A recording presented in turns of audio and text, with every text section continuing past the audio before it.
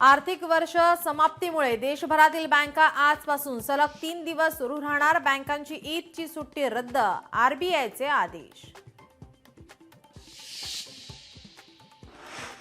गुढीपाडव्यापूर्वीच सोन्याला झळाळी, सोन्याच्या दरात 800 रुपयांची वाढ, प्रतितोळा सोनं 92,000वर।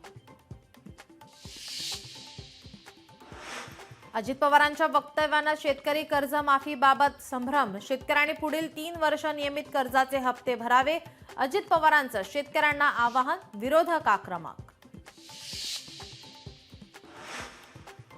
नांदेडच्या कृषी विभागात 6 कोटींचा घोटाळा, 11 कृषी पर्यवेक्षकांसह 3 कृषी केंद्र चालकांवर फसवणुकीचा गुन्हा दाखल, ठिबक सिंचन वाटपात घोटाळा झाल्याचं निष्पन्न। शेतकऱ्यांचा गुढीपाडवा गोड, आजपासून नमो शेतकरी योजनेचा निधी येणार, शेतकऱ्यांच्या खात्यात जमा होणार 2,000 रुपये। गुढीपाडव्याला पंतप्रधान नरेंद्र मोदींचा नागपूर दौरा, मोदींच्या दौऱ्यादरम्यान कडक सुरक्षा व्यवस्था, 47 चौकांमध्ये होणार पंतप्रधानांचं दिमाखदार स्वागत। शासकीय कर्मचाऱ्यांना गुढीपाडवा गिफ्ट, केंद्र सरकारकडून महागाई भत्त्यात वाढ, महागाई भत्ता 53 वरून 55%वर।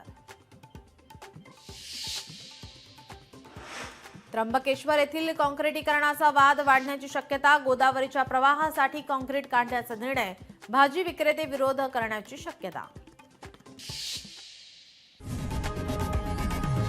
लोकशाही मराठी ऐका, पहा, जागरूक रहा।